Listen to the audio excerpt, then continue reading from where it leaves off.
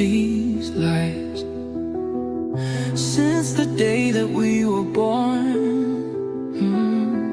that we need them to protect us, that we can't survive alone.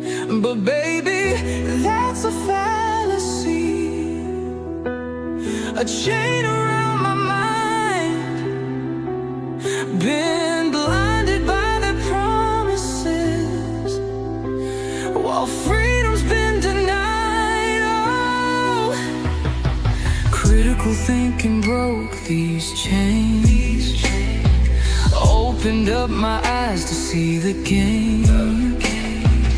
No need for rulers telling me my worth. I'm taking back the power that is mine by birth, yeah. This fallacious belief in their control has been weighing down my goddamn soul, but I'm free at last, breaking out of this system so fast. No taxation stealing what's mine, no coercion crossing my line. I'm free at last, free at last. The truth has set me free at last. Government ain't nothing but a cycle, heading toward tyranny. They militarize the police force while preaching about democracy. But fuck that noise, I see the truth now. Their power's built on fear, voluntary systems show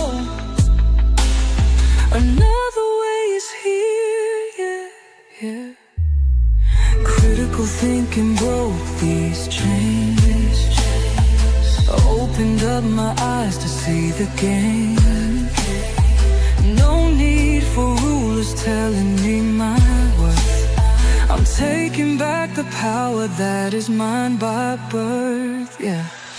This fallacious belief in their control has been weighing down my goddamn soul, but I'm free at last, free at last, breaking out of their system fast.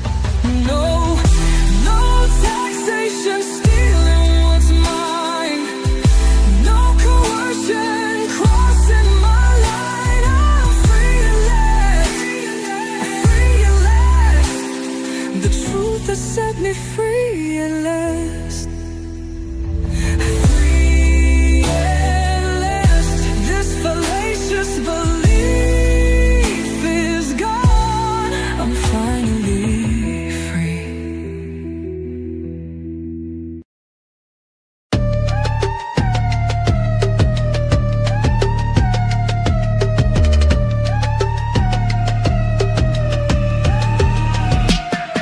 Yo, Mike's hot, let's shred the game apart. Public health's a death cult, stab it straight to the heart. 3 meals a day, Ford's factory chain, 15 billion profit while we stuck in pain. Breakfast the king, Kellogg sold a lie, 15.3 billion revenue, watch our health die. Malice in the plot, not a slip, it's planned. Doctors brainwashed deep, unlearn with their hands. Nutrition lies exposed, tear the curtain down. Death cult's reign of terror, we're taking the crown. Take back your health, break the doc's control. Malice built these traps, we rising from the soul. Yeah, let's go.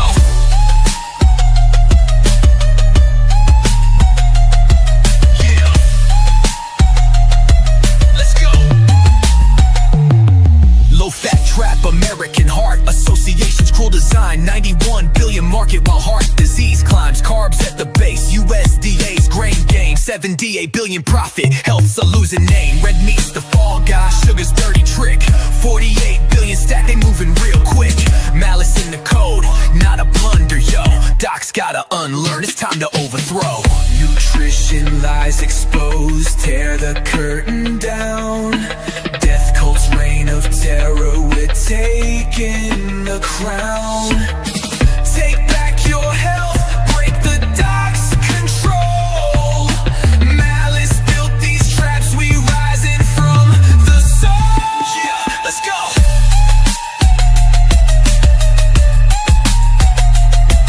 Yeah,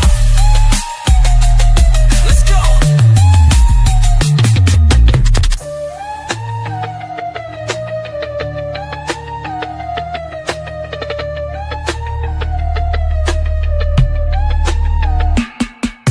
Glasses a day, Nestle's water scheme, 300 billion market, living the dream. Dairy for bones and DC's cash flow, 47 billion profit, bones still slow. Sugar's just empty, Coke sweet lie, 400 billion soft drinks, watch health fry. Eat every hour, snacks rule the clock, 150 billion haul, docs unlearn the block. Oh yo, snatch your health back, shatter the chain. Nutrition lies exposed, we breaking the rain. Death cults crash and docs unlearn the fight. Malice unveiled, we own the light. Yeah, let's go. We out.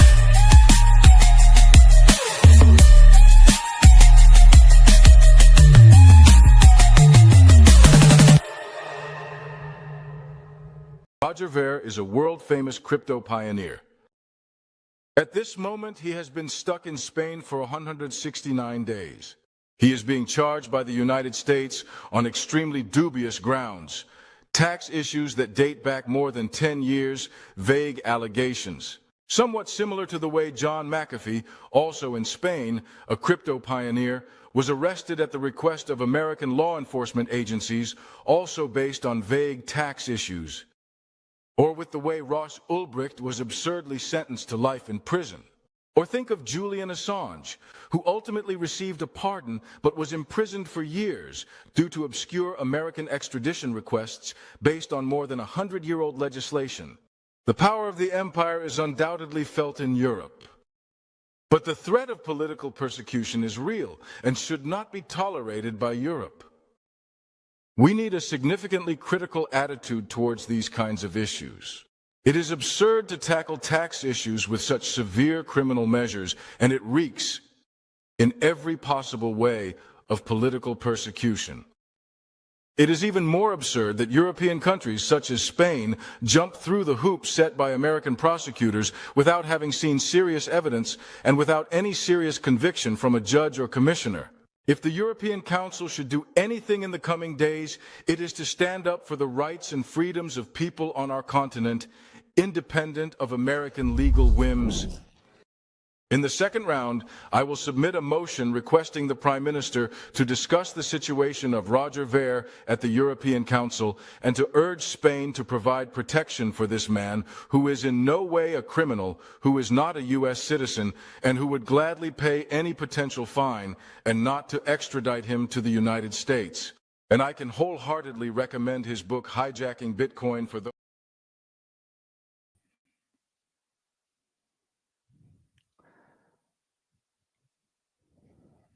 Welcome back to the Aaron Day Show.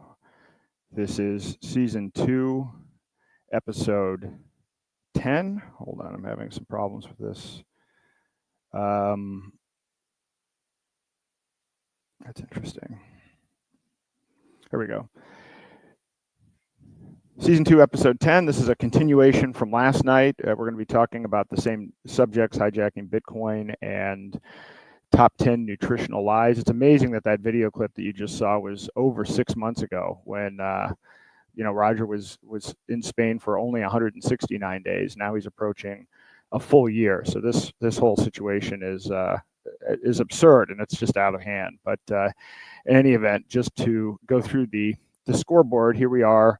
And to recap Roger's situation, he is facing extradition after having been stuck in Spain for 340 days now. He is being threatened by the U.S. government with 109 years in prison, which is essentially a life sentence for nothing, for basically Biden-manufactured crypto lawfare, to basically silence him for spreading freedom and economic prosperity around the world. This is day 4 of the fast, which will be, well, at least 7 days, and on Monday I'll be announcing how long and what the plans are from here. I really think there's an opportunity to ramp this up and use this as a great platform for not only awareness, but to actually teach people about fasting, which is something that can help people take control of their own health and exit public health and exit government systems, which is why I'm doing this initiative.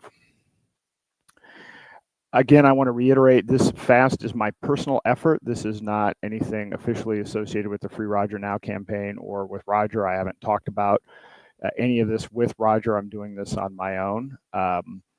And so just as a disclaimer, for the agenda for tonight, it's going to be the same as the last couple of nights. I'm going to briefly recap last night, talk about the fasting update in terms of what's going on day 4 of the fast, also sharing my own experience. And then we'll talk about hijacking Bitcoin. We'll talk about the top 10 nutritional lies, and then we'll move into action steps and the group chat and Q&A. And I will say these group chats have been absolutely phenomenal the last couple of nights. I mean, we've, some of the best content comes from the interactive discussion at the end. So I want to express my gratitude to everyone who's been showing up for these group chats. And I highly encourage everybody, when you're watching the podcast, to not gloss over that, because some of the best content actually comes from those interactive exchanges. So last night was kind of an introduction to tonight. I covered the part 1 of Hijacking Bitcoin. Hijacking Bitcoin has 3 sections to it. And so above and beyond all else, I encourage you to actually buy the book and read the full book.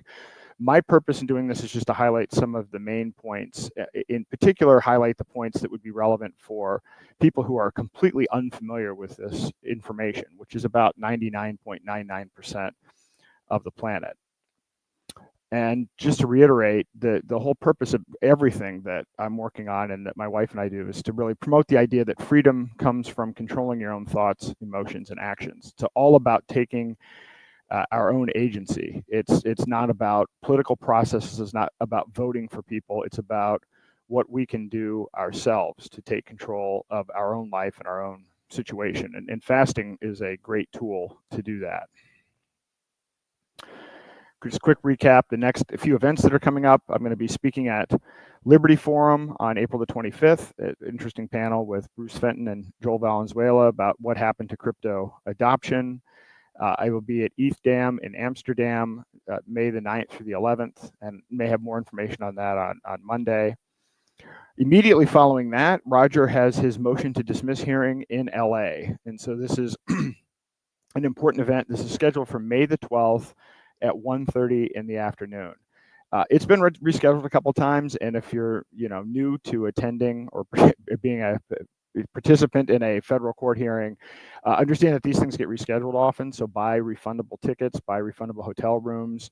This one's already been rescheduled a couple times. I think Roger originally requested that it be on January the 6th, but it's been rescheduled a few times. As we get closer to the date, I'll send out more information about just kind of what to expect and anticipate, and how we should kind of present ourselves to have the most positive impact for Roger. I'm meaning to update this. But, big news, and I'll be talking in the next couple of weeks as well in detail about PorkFest. PorkFest in New Hampshire from June the 16th to the 22nd. This is probably the best Liberty event in the world at this point in time. There are, and the largest, there will be 2,000 to 3,000 people in attendance, and it's not just talks. This is actually a fully immersive experience. This is where people are actually living and expressing liberty. So I've co-sponsored the biggest tent for the entire event with Doug Tuman at Mineratopia, and we're going to have a week of content and discussions and talks and hands-on usage of privacy coins as an alternative to stable coins and fiat currency. This is really our way out of technocracy and our way out of digital tyranny. And so PorkFest is historically, this is a kind of a landmark event. Roger Ver actually onboarded and introduced this to many people who are now OGs. And so this is it. This is where you want to go if you want an event where people are actually not just talking about liberty or ideas, but actually living it and using it. So I encourage everyone to go. It's a different discount code. Actually, the discount code is free Roger. So I need to update that slide. But Sal the Agorist is going. A whole bunch of people that haven't been for a long time are going. I think this is going to be hands down the best year, biggest year for PortFest, and we're going to rekindle the energy from 2012 and 2013. So here's today's fasting update. So we are on day 4. So yesterday was a huge milestone. Finishing day 3 was a complete immune system reboot. So today's there's nothing special. Like, this isn't a key milestone day. It's an important day. I mean, all of the days are important, but today is really about the fact that at this point, I am and whoever's participating in this are fully in ketosis, and so we're at a point now where fat is fueling all of the healing. We're operating fully on ketones, and insulin crashes, and so this is really important. And the theme today is going to be about reducing insulin. So the body is now healing, and we're seeing reductions in chronic disease risk from diabetes and other heart issues. So the science for day 4 is similar to day 3. Ketosis is in full swing.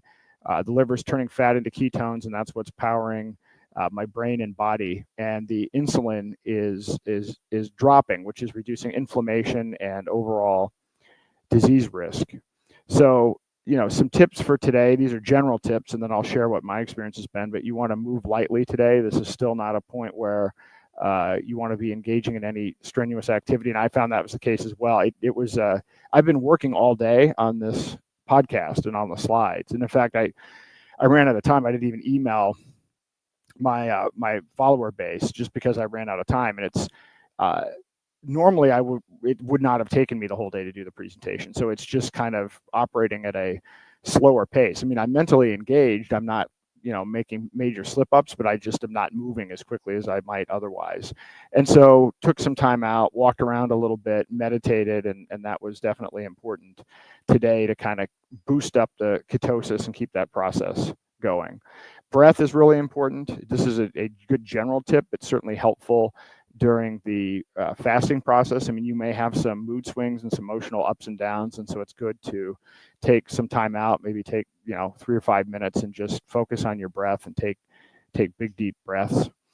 The spotlight today from what's going on from a fasting perspective really is all about insulin. So today you're seeing an insulin crash, and so this has a huge impact again on inflammation and a whole variety of other diseases. And in the section where we talk about nutrition lies, which I actually, if you heard the song at the intro, I just created a song for this. But once again, having been in the healthcare field for a long time, type 2 diabetes is completely reversible. It's completely reversible by losing weight. It's completely reversible by doing things like fasting. And we have a medical system that basically created the obesity and type 2 diabetes epidemic by launching and pushing and supporting a food pyramid that put 6 to 11 servings of carbs at the base, and then they give you, insulin as the way to solve that, which basically creating a customer for life. But your body can repair itself, and fasting is a huge process for this. I had a company that used incentives to reward employees for losing weight, and we had team incentives and individual incentives. A highly successful company before it was destroyed by the government. But one of the areas in which the employers that were using our service saved money, the whole point of the program was to lower health insurance costs, which is the second largest cost for most employers. And the biggest area where they saw immediate benefit was in reducing and in many cases eliminating type 2 diabetes. And so again, fasting is just a great way to kickstart that as well. So here are some of the typical things that people are experiencing on day 4. You have some stable energy. I wouldn't say it was completely stable for me. You have keto flu from time to time. And so this is something that's happening as your body is going through this transition phase and you're not using carbs. You've depleted your glycogen stores. Headache was an issue for me yesterday. I didn't have a problem with it, but it's because I hydrated and took electrolytes. Mental clarity, that is true. Today is definitely a day of mental clarity, although I will say there's sometimes a disconnect between my mental process and what comes out of my mouth, but the mental part is clear. Whether my ability to express it is hit or miss. You're still seeing detox effects. We still are having that autophagy process that we talked about yesterday. So we're clearing stuff out of the system. So it's important to rest and drink water. And there may be mood swings. And so, I've had that a little bit as well today. Some really nice highs, and then also some more stressful situations. Nothing overly serious.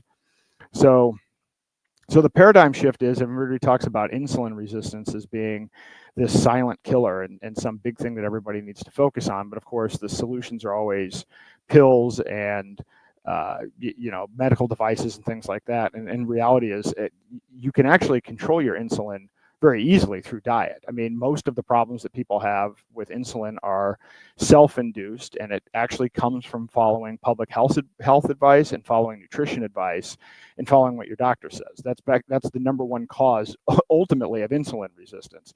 It's reversible by changing your diet, by cutting out added sugar, by reducing carbs, and then fasting is a great way to kickstart it. And as we go through this, I'm going to spend a lot of time on what to do. However long the fast ends up being, I might spend that equal amount of time working on how you capture the gains from the fast and use it as a learning activity, because it really is a game changer. If people focus on the results of a fast, they can basically reverse most of these big chronic diseases that people are trying to get you to spend tens of thousands of dollars on. So my personal situation today was, and I'm documenting this as well because this kind of is serving as my journal. My sleep was not great. I actually had a lot of energy last night, so it was hard for me to fall asleep. When I did eventually fall asleep, I got decent sleep, so I just got a little bit less than I was hoping for. I did wake up with thinking that I was going to have cramps again.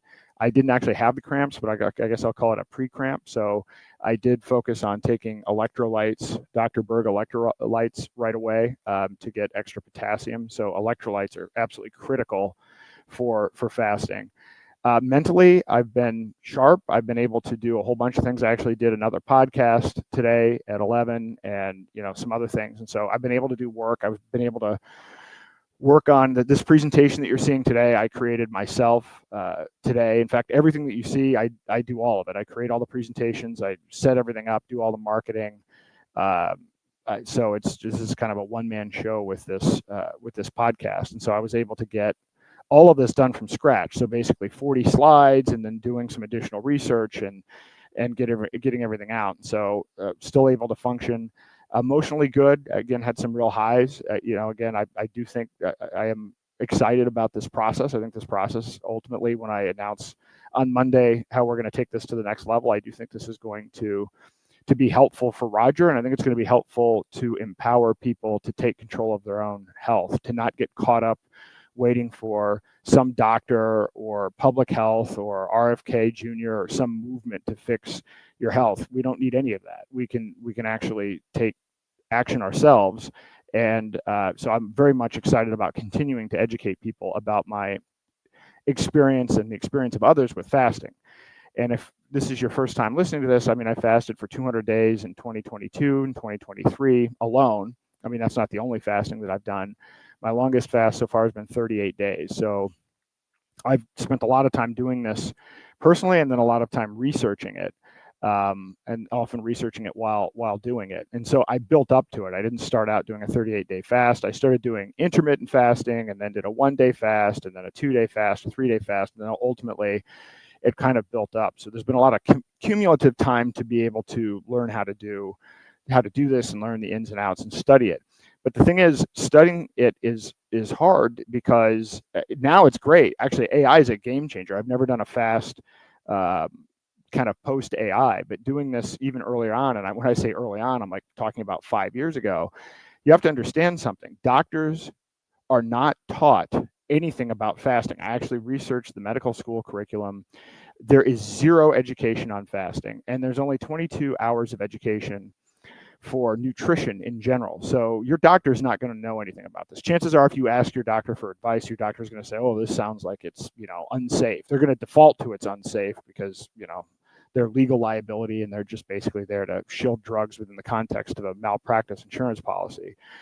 But in any event, I've been able to learn and piece together, and there is information when you find it. When you find it, what you find is that, I've talked about insulin resistance and everything else, but you reboot your immune system. At some point, you start generating stem cells, your skin clears up, brain fog goes away, inflammation goes away, and nobody has any incentive in fasting getting out there as a solution, because literally there's no money in it. There's no pill, there's no medical procedure, there isn't even food. I mean, this big food can't even get in and mess around with this. And as we'll talk about when we talk about the top 10 health lies tonight, big food has been, causing our ill health, and is a great partner with big pharma to create a nice little cycle of dependency.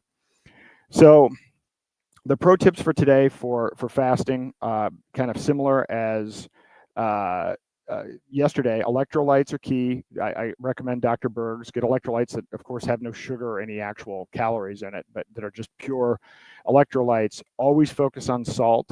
Again, in all of the fasting that I've ever done, the only time I've really had an issue, you can get lightheaded at times as you get further into it when you're getting out of bed, but if you eat enough salt, that's not an issue. And one time when I was kind of a novice at this, I went with my kids to a coffee shop, got an espresso, didn't have any salt. It was actually hot out that day too. And I came back and was talking to my wife, sitting down, and then I stood up and then I just fell over, completely blacked out. That's actually the only real negative experience I've had in the entirety of the time that I've fasted. So now I'm going to constantly warn people about salt and electrolytes.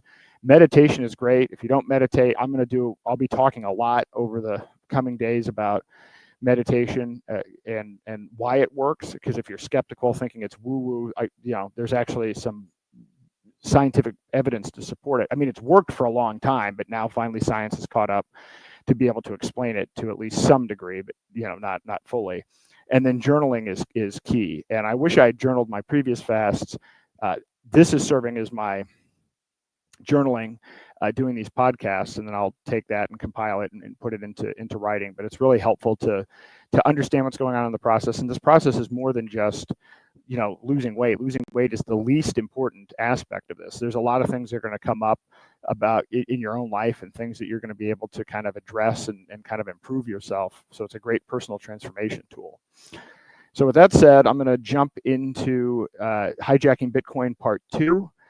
And to reiterate, the point on this is I don't want to dig up, it's not about digging up old wounds or fighting with other Bitcoin maxis, because the fact is Bitcoin maxis that went through this period that are still Bitcoin maxis are, we can't deal with them. They're not open to discussion. In fact, they're explicitly not. They've blocked me. They've blocked Roger. They actually don't engage in conversation. They haven't engaged with this book.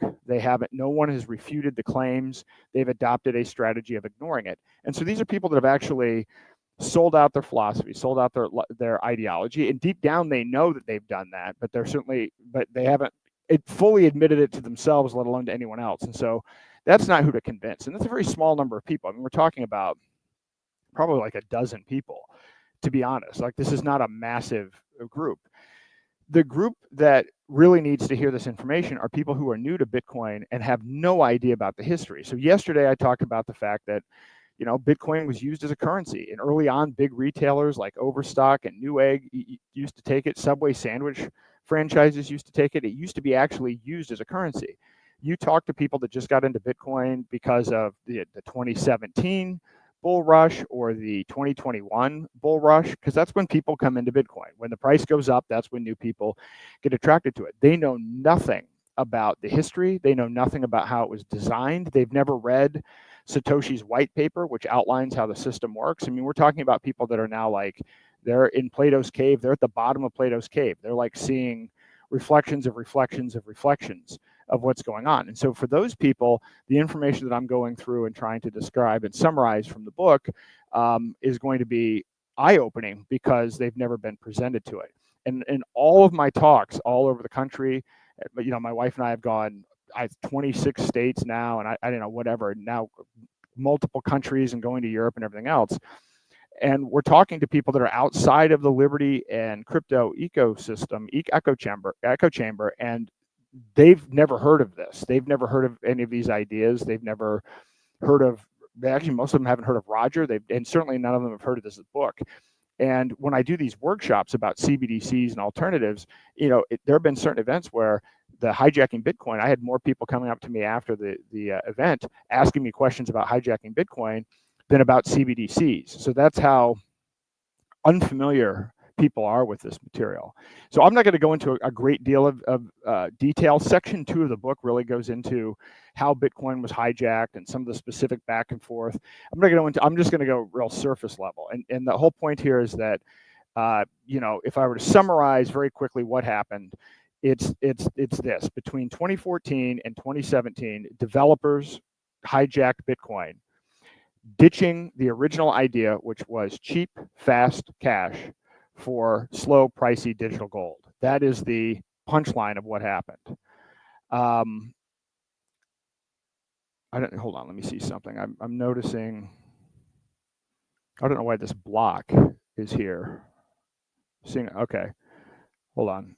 Now we're better. Okay, so the next part of it. So how did they accomplish this? How was Bitcoin hijacked? And a big part of it was the use of propaganda and censorship. So for Bitcoin, a lot of the primary source for information for people early into Bitcoin was Reddit. And there was a thread called r/Reddit, when there still is.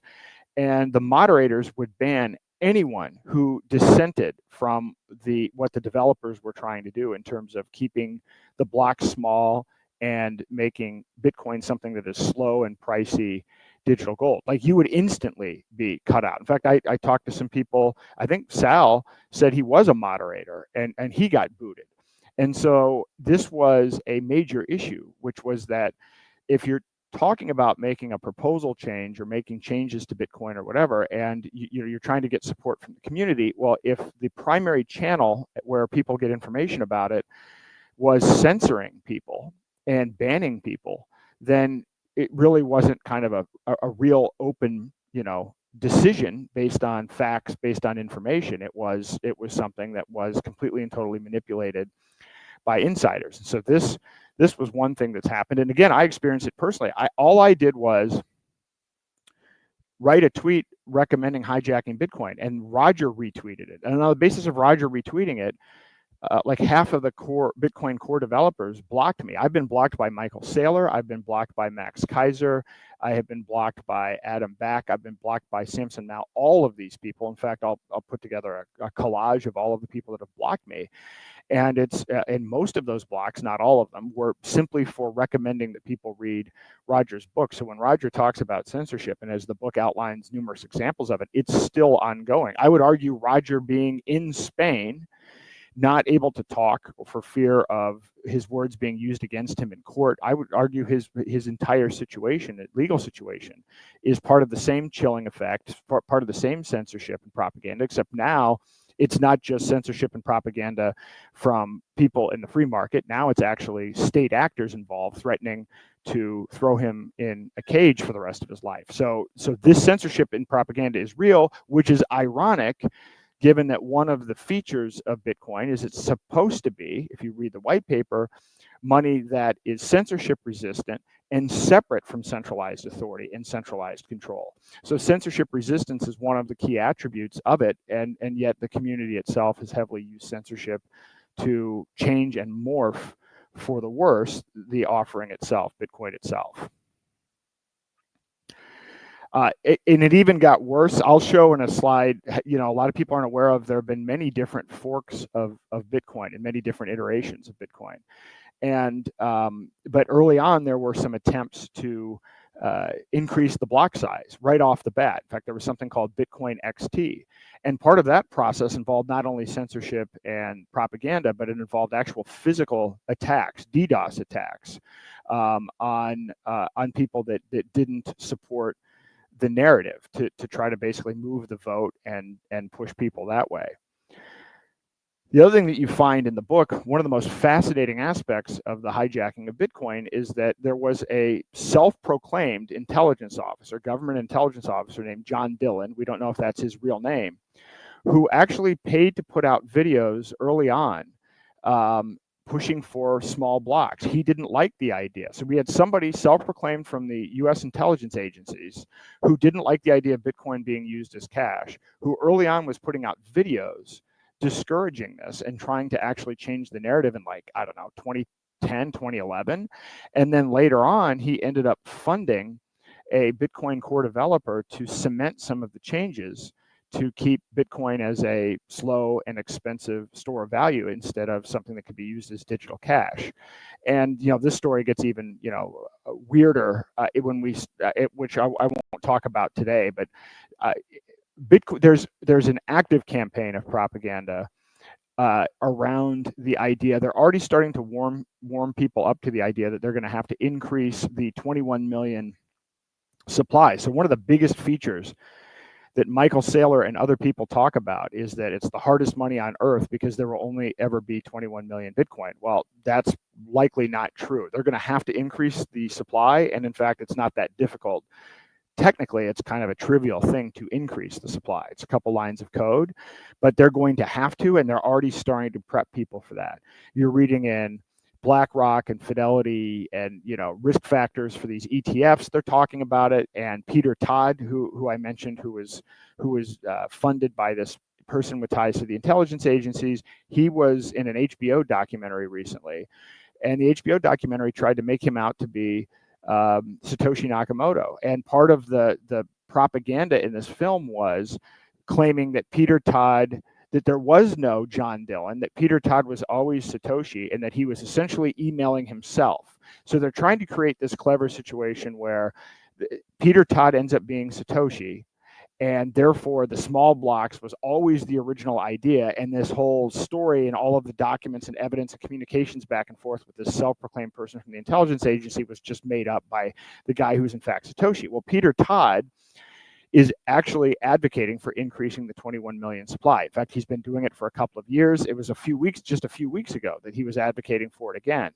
So in short, if they're using HBO documentaries and they're making this big push to claim that Peter Todd is Satoshi, then what that does is it kind of softens and makes it an easier sell to the entire Bitcoin community that, oh, hey, the guy who created Bitcoin, expected and believes that there should be an increase in the supply. And so now all of a sudden, it's more likely that that's going to pass. The next part of the hijacking involves a group called Blockstream. So essentially what happened is you had a group of early Bitcoin Core developers who stopped being Bitcoin Core developers and formed a for-profit corporation. And that for-profit corporation called Blockstream makes its money and profits by creating what are called layer 2 solutions on top of Bitcoin. So in other words, they make money, their ability to make money is based on keeping the base layer of Bitcoin slow and expensive. So in other words, keeping those blocks small. The lead investor for Blockstream was a guy who was the CEO of AXA, a European financial services company, and he was also the chairman, I believe, or president of the Bilderberg Group. Other investors in Blockstream include MasterCard and DCG and a whole bunch of other, one of the early investors in Tether. There's a whole bunch of overlap between Blockstream and Tether. So as you're going through and looking at this, what you're seeing is you have intelligence agency people influencing the development. Then you have developers going and forming a company that monetizes and benefits from keeping Bitcoin slow and expensive. There's more on the hijacking, and I'm not going to talk about it because it's not in Hijacking Bitcoin, but Roger's book goes up until really 2017. But so much more has happened. I mean, this thing has been hijacked multiple times, and it gets worse every time. Worse people get involved, and but yet the new people that get involved have a big megaphone, and so they use their propaganda and censorship so that people never get to find out the stuff that Roger was talking about as a front row participant in this from the very beginning.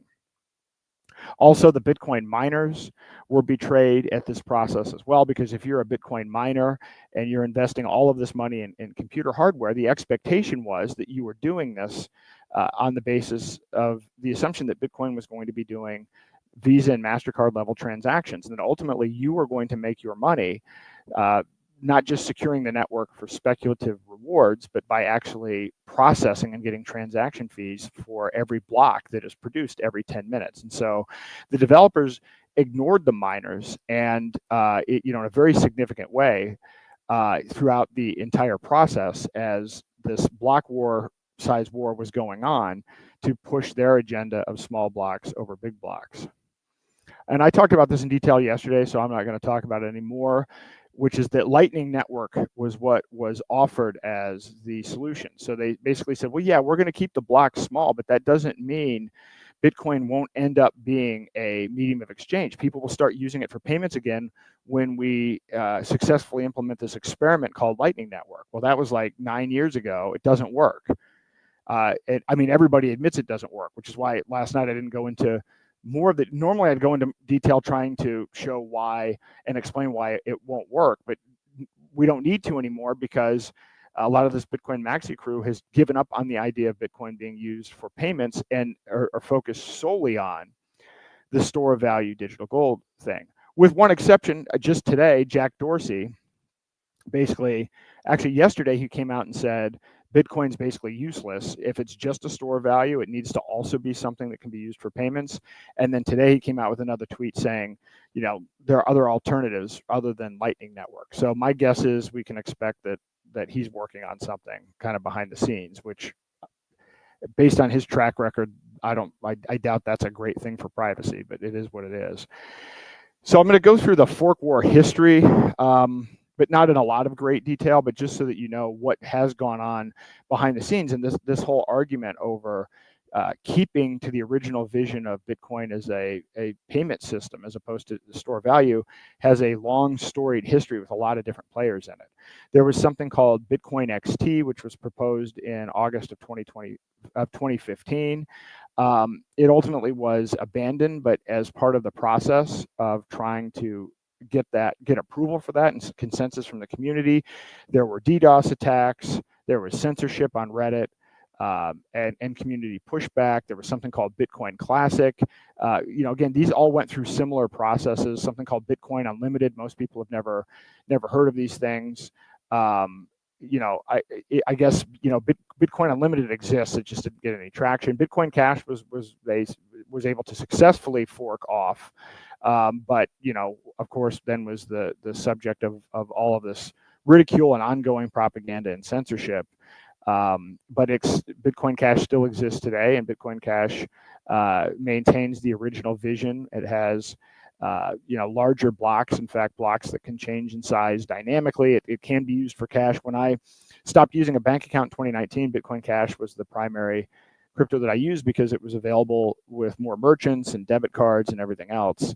You have Bitcoin Gold, Bitcoin SV. That could be I've done a whole podcast on BSV, so I'm not going to go through that here. And then something called eCash, which actually forked from Bitcoin Cash. So there are a lot of different things that have gone on here, and there's this whole saga and everything back and forth. But all of this stemmed from the fact that a group of developers hijacked the crypto. None of these forks would have existed if the original vision, as outlined in the white paper, had been just simply followed and continued. All right, so with that said, that's enough about hijacking Bitcoin for today. I'll talk about more, probably not tomorrow, but in the future. Again, we've got a lot of time ahead of us in this fast, so there's a lot of content to go over. I do want to continue though on the nutrition public health lies from yesterday. I went through the first 5 yesterday. But the thing that I want to reiterate, and actually I thought about it today, and I'll play the rap song that I created again here in a minute after I walk through these, but it's really important that people don't naively have this view that, well, yeah, sure, these scientists just got it wrong, but they were well-meaning, and based on the information they had at the time, that's why we have the public health policies that we have. I've researched this. I've been researching this for years when I had my healthcare company, and then just going through fasts and then dealing with my own weight issues and trying to learn all about what's going on behind the scenes. And it is definitively true that none of these myths that we're led to believe about nutrition had any basis in science. They were malicious from the start. So, So it's critical to understand that. And as I lay out this information, I'm showing that because no one was held accountable and there was never any course correction. So not only was it bad, it was never based in actual science. It was never based on improving people's health. Most of it was never corrected, or if it was corrected, it was a way that was actually worse. And people made tens of billions of dollars off of it and continue to do so. So today I'm going to focus on a few. One of them is 8 glasses of water a day. Okay, that you probably heard that. I mean, this is a common thing. You download an app. Everybody's like, if you've got a Fitbit, did you have your 8 glasses of water today? There's no evidence for that. And in fact, excess water can strain your kidneys. And furthermore, having a whole bunch of water and that doesn't have electrolytes and some other things isn't all that great either. But there was never a scientific basis for this. This was pushed by the U.S. Food and Nutrition Board and was pushed heavily by Big Water, by Dasani and by these other companies, and they benefited from it dramatically. You had Nestle, Perrier, a lot of these companies amplified this heavily through marketing, and there's been no formal accountability. In fact, it's still kind of generally accepted. No one's ever issued a retraction. But what has happened over it is it's been a huge boom for the water industry. So Nestle water brands do over $8 billion annually, and global bottled water is now $300 billion as of 2023. So this is basically, again, this along with the other 5 from yesterday, it's more stuff that we were told and that got integrated, and nutritionists started spewing it, and it became part of apps, and it became part of this common lore of what you have to do, and there's no basis for it. It's just simply not true. The other one was lie number 7, dairy for bones. Right? So you had all these campaigns, milk, it does a body good. And you had all of these, milk mustaches and this whole big marketing campaign. That's also a dairy industry deception. So the claim that dairy is essential for strong bones due to calcium was heavily pushed by the U.S. dairy industry, particularly the National Dairy Council, starting in the 1980s with the Got Milk campaign. So the USDA supported this in their dietary guidelines, despite evidence showing that countries with low dairy intake, like Japan, have lower osteoporosis rates. So excess dairy can cause inflammation and doesn't prevent fractures. Greens and exercise are better for bones. So again, I don't even know if they still do I don't have a TV. I don't know if they may still do the Got Milk commercials, but that was a complete fraud. So the National Dairy Council, a panel backed by the dairy farmers, put this together. The USDA supported it via the 1992 food pyramid that's killed millions of people, the USDA food pyramid holocaust. No one was held accountable. The USDA adjusted guidelines, no penalties, nothing bad happened, and U.S. Dairy sales absolutely surged. It added $1.5 billion of revenue over a decade, that Got Milk campaign. So you've been lied to again.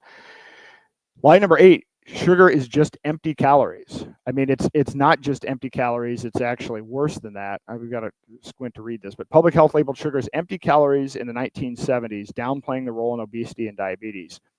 Influenced by the Sugar Association, which funded studies to deflect blame to fats. We talked about that yesterday with Ansel Keys and his work to push the propaganda narrative that low-fat diets are good, and that bacon and eggs and red meat cause heart attacks and cholesterol, all fake. This is tied into that. So the USDA echoed this, suggesting moderate sugar was fine. Research now shows that sugar drives metabolic syndrome, 10 million obesity-related deaths since 1992, and is a major disease factor, not just an energy source. So again, you need absolutely 0 added sugar. There is no reason to have added sugar in your diet. It adds no nutritional value. It actually just it spikes your insulin. It's disastrous, and it's more addictive than cocaine. So they pushed it just as empty calories, or just as something, and this is kind of this innocuous thing, and that's what allowed all of this to happen. So no evidence behind it. And by the way, it gets worse because now they're coming up with a new global Lancet dietary guidelines, and it actually includes added sugar in it as part of the diet. So again, my point in all of this is it starts out malicious, and then there's never any self-correction, and sometimes the correction that happens is actually worse. So who's responsible? The Sugar Association, with USDA support, funded studies to deflect blame. And was there any accountability? No legal penalties, just it was exposed in JAMA in 2016, but a slight adjustment in the guidelines. So who profited? Well, U.S. global sugar sales, $48 billion in 2023. And not to mention, by the way, the fact that sugar is also subsidized heavily by the taxpayers. So like this is just a, I mean, public health and the government is trying to kill us. U.S. consumption rose from 120 to 130 pounds per person for consumption of sugar. So you don't need sugar. Your brain doesn't need sugar. There are a lot of these other myths. Right, again, right now I'm on day 4 of the fast. I have no sugar. I actually wasn't eating sugar before that anyway. But your brain can function. I will tell you, your brain functions better on ketones. Sugar is not an additive thing here, a helpful thing in any way, shape, or form. Lie number 9. Is that you need to eat every few hours. So this was another thing that all of the snack food companies rallied behind this pitch. So, every 2 to 3 hours you need to eat. And what that does is it spikes your insulin, and it's had terrible effects on people's metabolism. So snack food companies like Nabisco and Kraft were behind this. The USDA reinforced it with fitness guidelines. No one was held accountable, and snack food sales have jumped to $150 billion in 2023. And you probably noticed this. One of the things that was shocking to me, I mean, now after you go through a fast, once you start becoming aware of all of this, one thing that I observed is just like one day I was taking my kids we wanted to go to Michael's to get like supplies. They were going through like a knitting phase, and we were getting some arts and crafts. So you go there and you go to the checkout line. And what do they have? Well, they have sugar. They have a whole bunch of candy. They have snacks. So they have candy and snacks at an art supply store. Then you go to Best Buy, and you want to buy a computer. You want to buy an iPad or whatever it is. You go to the line at Best Buy, and they're selling candy, and they're selling snack food. I mean, it's actually literally everywhere. I mean, businesses so it's just like, okay, here's some sugar, here's some processed GMO corn, wherever it is. It's just an add-on that everybody puts at the checkout counter everywhere. So again, sugar is highly addictive, and they've now strategically placed it everywhere. And go to an airport. I mean, one of the biggest jokes is an airport. One of those, where you now have to buy water because you have to dump whatever you bring. All of the snacks are just absolute crap. I mean, it's almost impossible to eat healthy in an airport. And so none of this, none of the, sugar's just empty calories, or you need to eat a few hours. None of this stuff has actually even been addressed. It's people still think this is true. Actually, so I'm trying to say this as lies, as I'm presenting them. It may come off as, well, yeah, we now know it's a lie. No, most people don't even know this stuff is already is a lie. It's still actively what people think is the right thing to do for dietary guidelines. And lastly, lie 10, all calories are equal. Well, all calories are not equal. So, broccoli is not the same as soda. And the effect of these calories in terms of insulin level. I mean, it is true you could lose weight. I mean, 3,500 calories equals a pound, but if you were just eating sugar, you would be hungry all of the time, and you have all kinds of metabolic problems. And so that will not get you anywhere. But that myth was pushed for a long time, of course, by food companies and, interestingly, dietitians in the USDA, and Koch-funded studies to downplay sugar's impact. But I mean, again, this is one of these things, and I said this story last night. I'm pissed because when I, needed to lose weight when I was a kid, I went to a nutritionist, and they told me to eat Snackwell cookies and eat low fat. Nutritionists are retarded. I mean, it's not that they're retarded. They're NPCs that follow a curriculum. So they actually go through training, like in a lot of these things. They don't question the training. They think the people that are teaching them are actually teaching them the right thing, and then they parrot the thing. But they're the last people you should go to for advice. Doctors as well. I mean, these people need to unlearn. They have learned the wrong thing, and then they've been given the status as authority figures, and in many cases they have actually the legal authority. They're the only ones with legal authority to push these things, and they're completely wrong and untrained on nutrition. So, in any event, Coca-Cola has benefited handsomely, and the global soft drink market is now $400 billion a year. So I'm going to play this rap song that I created today because I think it encapsulates this whole 10 lies.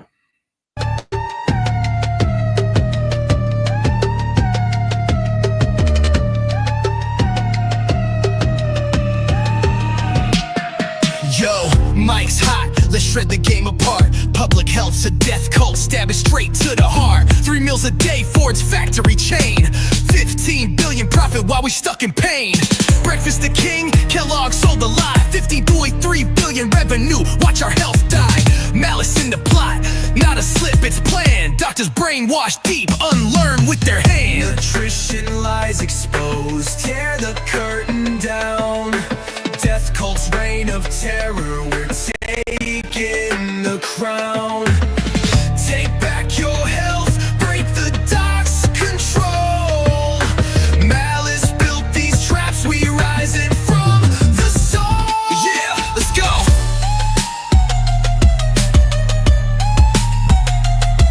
Yeah, let's go.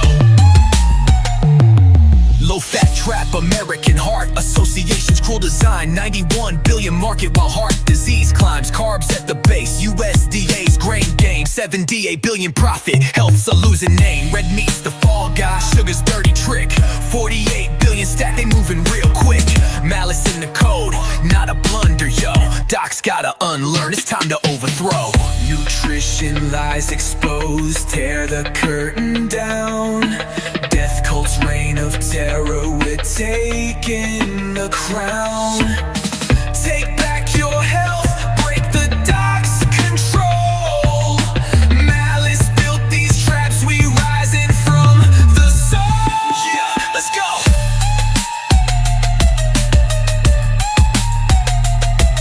Yeah, let's go.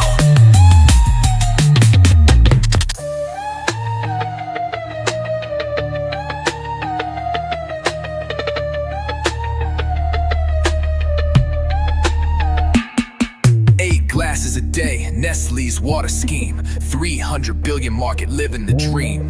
Dairy for bones and DC's cash flow. 47 billion profit, bones still slow. Sugar's just empty, Coke sweet lie. 400 billion soft drinks, watch health fry. Eat every hour, snacks rule the clock. 150 billion haul, docs unlearn the block. Oh yo, snatch your health back, shatter the chain. Nutrition lies exposed, we breaking the rain. Death cults crash and docs unlearn the fight. Malice unveiled, we own the light. Yeah, let's go. We out.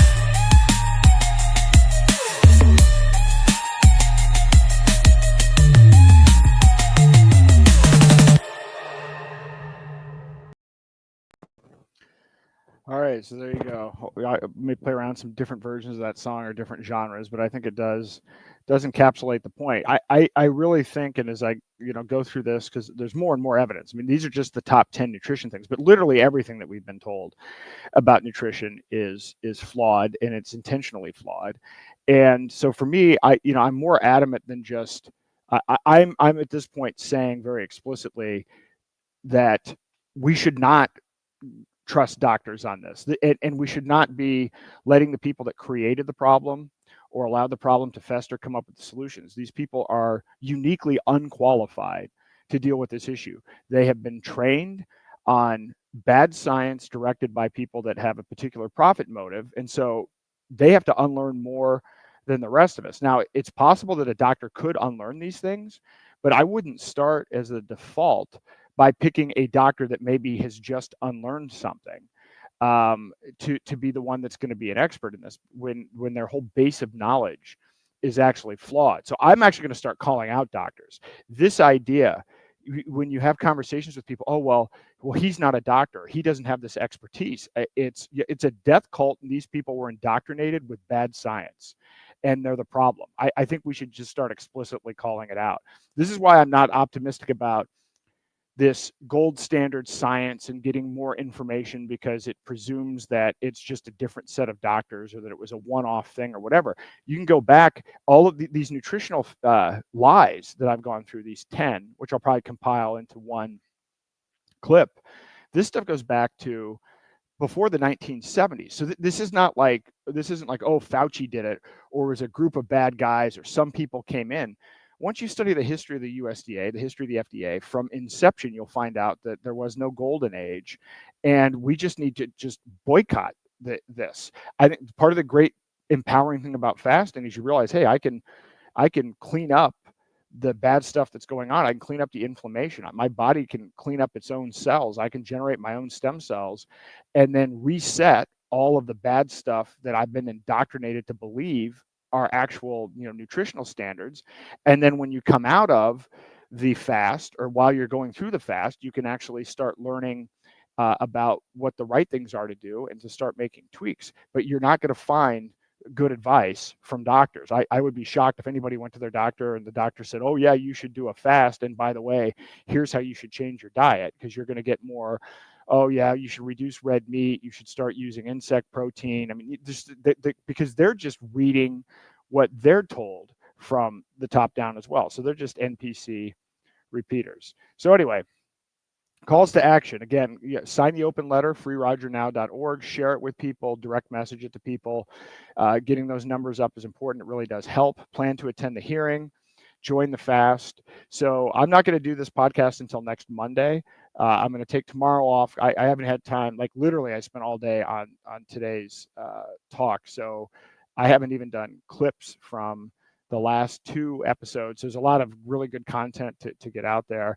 And then I don't think I'm going to do this on the weekends, because people are not watching these things on the weekends. But on Monday, I'm going to roll out a plan to really take this fast to the next level. And I'm going to be asking a lot of people for help. But I've had a lot of great feedback from people. There are a lot of other influencers and people that want to help out. And so there's going to be a lot of opportunity for, tapping larger audiences. And I really think getting even more momentum on that, but I need a couple of days to kind of sort through all that. But please share this podcast and other Roger related content, create and share your own content. And then again, participate in these live Q&As. Last night was just some fascinating information, and there were people that were on that call with all kinds of different information and perspective. There's a cancer survivor on there that had a really interesting book and some interesting resources and things that he learned about while successfully beating cancer, and he completely changed his own life, his own nutrition, but not by following the doctor's order, but by actually, looking and trying to understand how all this works from first principles. And so he one of the anecdotes he had is he was going in for radiation, and they wanted to give him, if you've ever seen these drinks, they're called Boost, or the Ensure is another one that they give you. And it's supposed to be, oh, here's a drink that has all your nutrients in it. Well, like the number 1 or number 2 ingredient was high fructose corn syrup. Well, cancer feeds on sugar. So he was at least cognizant of, because he'd been researching this, to realize, hey, I'm not taking Boost. You're not going to hit me with radiation to try to kill my cancer and then have me take a highly concentrated form of the thing that the cancer feeds on to grow. So anyway, bottom line is these Q&As, I know a lot of people are nervous or don't necessarily like to come forward, but I will tell you that really good information comes out from it. And so I encourage you to do it and to give it a try, just because I think I will make clips of some of the more relevant and interesting revelations that come out of it and share those. And that is information that's very helpful for other people, because again, as we go through this, and as you start to really think about your relationship with food and nutrition and everything else, you'll find that if public health and your doctor have been indoctrinated or are maliciously pushing the wrong thing, then where do you go to get information? I mean, the truth is it actually makes it difficult. So us sharing information amongst ourselves is actually a good way to go. So fasting resources, I recommend Dr. Eric Berg, Dr. Alan Goldhammer, who runs a 40-hour water fast clinic and has been doing this for years and has just built up a library. I think fasting.com or fasting.org. I'll share that tomorrow, but it has all of the research that's been done showing the impact of fasting on a whole variety of diseases and conditions. And I reached out to Mike Adams, who's Health Ranger, who has spent a couple of $1 million building his own AI. He hasn't released it yet, but he's using it himself. And I asked him to run a report on fasting and various diseases ranging from cancer to cataracts to you name it, and the information came back that it was helpful in almost all cases, was either helpful or actually cured the underlying condition, including multiple sclerosis. And so I think that this is one of those things where, again, nobody's funded research on fasting because there's no money in it. Doctors haven't been trained on it. And so literally it's this thing that has just gone completely untouched, even though Jesus, Noah, Moses, others did 40-day fasts. Greeks like Pythagoras and others who entered the Greek or Egyptian mystery schools did a 40-day fast. I mean, it's ancient wisdom, but it's something that has been maliciously ignored by mainstream medicine. So I'm hoping as we go through this, and I find more and more research that I'm going to share with everyone, so people can start to get a handle on how truly impactful this is.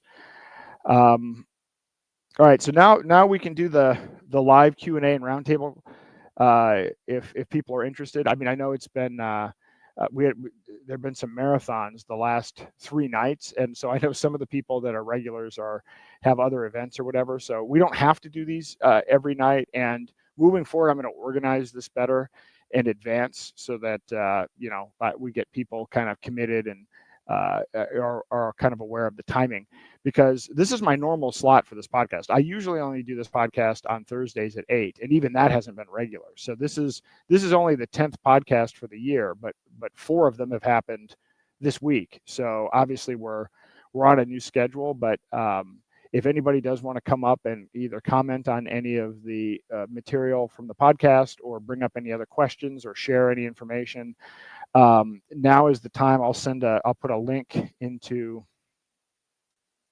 the notes right now, and if you want to join, you're welcome to.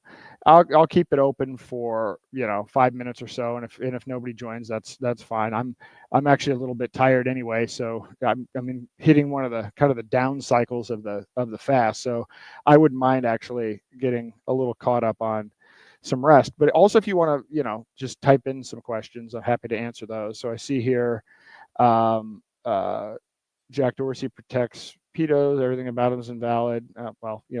Jack Dorsey is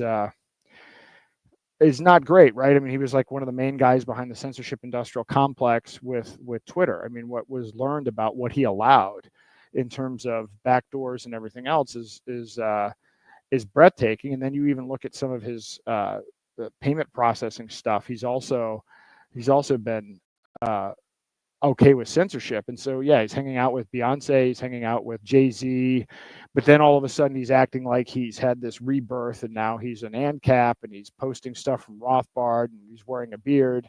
Maybe it's true, people change, but at the same time, he's hanging out with Jay-Z and Beyonce, so that actually causes me a little bit of concern. There's another person trying to push the narrative that actually Jack Dorsey is Satoshi. So watch for this, by the way. I mean, if you do have Bitcoin and you're just in it for number go up, start studying these things. I mean, the number might still go up for a while just because people are trying to force taxpayers to buy it. But I mean, really start digging into some of these people who are behind it. I will do a separate thing that is from my book that talks about MIT's role in hijacking Bitcoin. A guy named Joy Ito, who in addition to running the MIT Multimedia Lab, ran a venture capital firm. He had funding from Jeffrey Epstein, and so he's one of the people that got heavily involved. You have Reid Hoffman, the absolute lefty who spent time on Epstein's island. You have a whole bunch of other nefarious people that have been involved in funding Bitcoin. And so, I mean, so now we're at a point where, you've got BlackRock, you have Michael Saylor, who is pushing this big theme, this big trend of ossification. So he basically didn't want to change any of the code at all. He basically wanted to leave Bitcoin as it is, just focused on this store of value digital gold model, which doesn't work at all based on the mining incentives and what happens when the block rewards get cut by another 50%. Because miners, the whole point of miners was to create businesses based on doing transaction fees, and the transaction fees are almost nothing right now. I discussed yesterday that transaction fees on Bitcoin actually dropped to 11 cents. I mean, Bitcoin's actually usable almost as cash right now because literally nobody's using it. But what that means is that's disastrous for Bitcoin miners, because outside of the block reward, I mean, if you look at it this way, you have people spending hundreds of millions of dollars on computers. And essentially the entire purpose of the computer is to try to solve math problems to win a block reward. I mean, it's like gambling, but instead of showing up with, you know, $100, you invest $100 million of money into mining equipment. So because it really is, at that point, it's gambling. You're not providing a service that is securing a network that's doing large volumes of transactions. You're literally just buying computational horsepower and your hope that you win a math puzzle and get a reward. It's absurd. So in any event, so do your homework, do your research, read Hijacking Bitcoin, and then try to find people refuting hijacking Bitcoin. Try to refute it yourself, and then, you know, you'll find you can't, and then you're going to have to, you know, look in the mirror and say, all right, well, if I'm buying Bitcoin, what am I actually supporting here? Because your money is your energy. So what are you putting your energy behind by supporting Bitcoin? So in any event, let's see any other questions here. Most of microplastics in people are from water bottles. Yeah, that's a whole other issue. That is true. That's another big problem, is microplastics. And you know, these water companies, I mean, Coke and Nestle, I mean, these I'll pull up the chart. We now have these conglomerates that basically, you know, own food, own water. I mean, it's a handful of companies that own all of this stuff. And they have terrible track records in a variety of things. It's kind of like trying to give Boost with high fructose corn syrup to a cancer patient, and actually baby formula now. It has, I saw the Health Ranger again, I guess, is doing some analysis of infant formula, and high fructose corn syrup is one of the top ingredients in that. So we're giving babies, you know, it's not really a facsimile of what mother's milk would be. We're giving them high fructose corn syrup, and so it's just bad all the way around. And it is difficult once you go through this. Then it becomes difficult, though. Like, it's actually hard to eat healthy. But this is part of my issue, is that, you know, we travel all the time.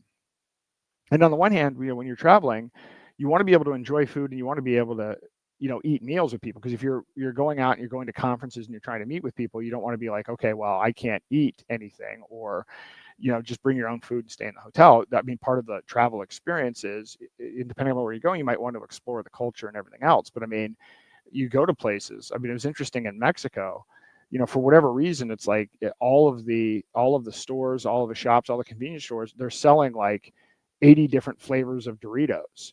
And they're selling, like, it's just, I actually literally couldn't eat any of the things. I couldn't buy anything from the snack store, because it either had gluten in it, or it had sugar in it, or it was highly processed. Like, there was absolutely nothing. There were no choices in Mexico at convenience stores. Although I was able to, when I ate, I mean, I have gluten. I was going to say I'm allergic to gluten, but what I've realized is I'm allergic to American gluten. So I can actually eat gluten in Mexico, but I can't. I will have all kinds of gastrointestinal problems eating gluten in the United States. Completely fine in Europe, and completely fine in Mexico. So that's another story for another day. So let's see here. Any other questions? So the Yuka app helps us scan the barcode, shows the rating. Oh, that's Yuka app. Okay, I haven't heard of that. YUKA. I will have to take a look at that. That's great. Glad to hear that. And you know, and it's tough. So I'll tell you. So another story. So my wife also doesn't eat gluten. So we're in Mexico, and so, you know, it became really interesting for us, because we were in different places in Mexico. We were in Mexico City, then we were in Morelia, then we were in Acapulco, and then we were in Cancun. And the thing is, most of the people, my wife actually speaks Spanish, so it's not a language issue.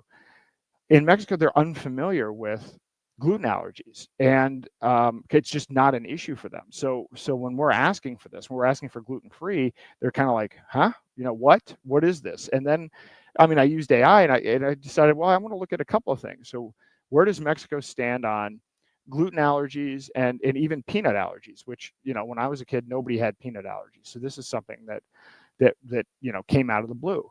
Well, lo and behold, Mexico doesn't have this issue. They don't have issues with gluten or with peanut allergies. And so we really should start looking at what's going on comparatively here, where there's something very specific about America's food supply and America's products that are different from other parts of the world. I've heard stories of people. In fact, I mean, you actually see them. Right? They're posted on social media all the time, where somebody from Europe comes to the United States, eats the same thing, and says, "Oh my God, I got fat." And then somebody from the United States goes to Italy or whatever and says, "Hey, I eat pizza every day, and I ate pasta and everything else, and I lost 5 pounds." So there are a lot of these kinds of stories, and we don't know entirely why. I know Brett Weinstein a while ago had put out a video clip, same thing, saying that he was in Europe, he was trying to do a test, and in Europe he was okay, but it didn't work out so well for him in the US. So he was trying to do kind of his own individual scientific test on whether there was something different about the gluten in Europe versus the US. And so far as his results were the same as mine, which is, there's something in our wheat that is it's not the wheat itself, it's something that's been engineered or a pesticide or some other third party thing. So as you go through the fasting process and you start to become more aware of food, it does become more difficult. And then you just realize that you go into, I've seen these memes where it's what you see going into a grocery store, and it's here's an aisle of cereal, an aisle of bread, everything else. It's here's what I see. And it's here's the contaminant, here's sugar, here's this. Grocery stores are horrendous. So, we've tried to move towards buying stuff from farms, local farms. I mean, organic is a certification, is its own thing, it's a government certification that isn't necessarily all it's cracked up to be. So Joel Salatin, for instance, is not, if it doesn't officially meet the organic standards, but his food is much healthier than even organic. So organic is one of those, okay, it's a label thing that it's a marketing ploy. It's kind of like saying low fat is good and everything else. Maybe I'll do something on the organic thing, but I will, by the time this whole fast is over, that's going to go on for much longer than 7 days, and put out all of this content, we're going to have a pretty good library of things that I think are going to be very, very eye-opening for people.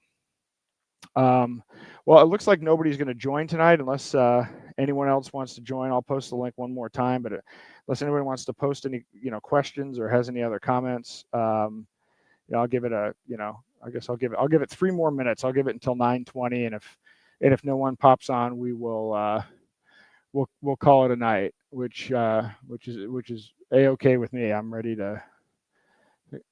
think I'm ready to sleep. So, but overall, good day 4. And it gets, yesterday was kind of the worst of it, and now it gets progressively better. But as I recall from previous fasts, once you get beyond day 10, I remember it being kind of like a every other day thing, where you have low energy one day. I mean, not like low energy as in you can't function, but definitely like low energy as in the energy level I have now.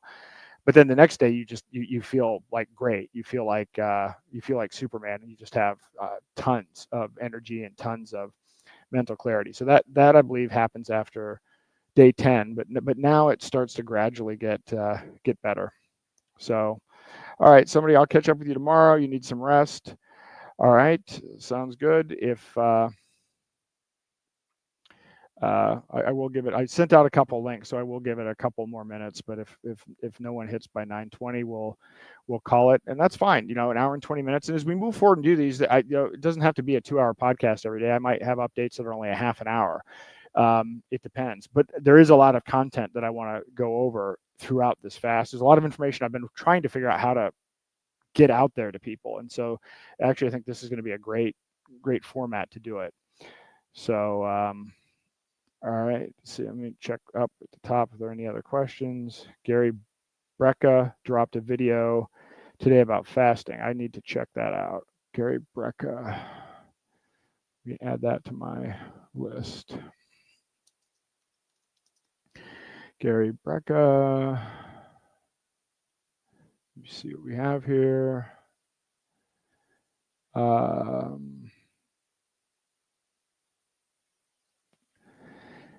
we go. 5 zero-cost biohacks: sleep, breath, sun, cold, and fasting. All right, that sounds like a good video. I'll put that on my save to watch later list and give that a look. All right, well, I think I guess we got one more minute, but I think that'll just about wrap it up. So, all right, everyone. Well, thank you for joining. And again, please share this content. Please sign the open letter at freerogernow.org, and and consider joining one of these Q&A roundtable sessions. And maybe I'll come up with topics for the sessions. Not that we need to follow it. I mean, last night was great because we went in a whole bunch of different directions. But moving forward, when I announce the plan for this on Monday, we'll come up with a new way. But I do encourage you to participate, because it's I think we need more people participating. Using not just their ears, but their mouths and ears, because everybody's got a lot of great knowledge on this. And since we've been lied to by these institutions, I think it's actually good that we start sharing amongst one another. So with that, I'll close it out with a song, and I will see you on Monday. Have a good night.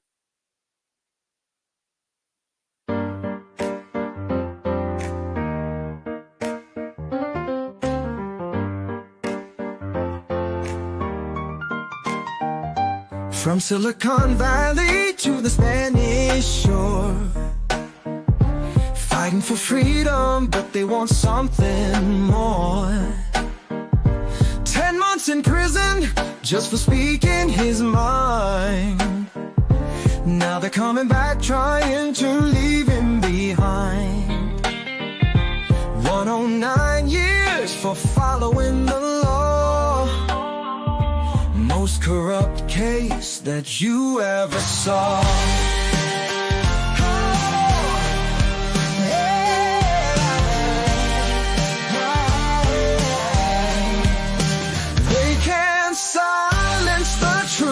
They can't change what's right.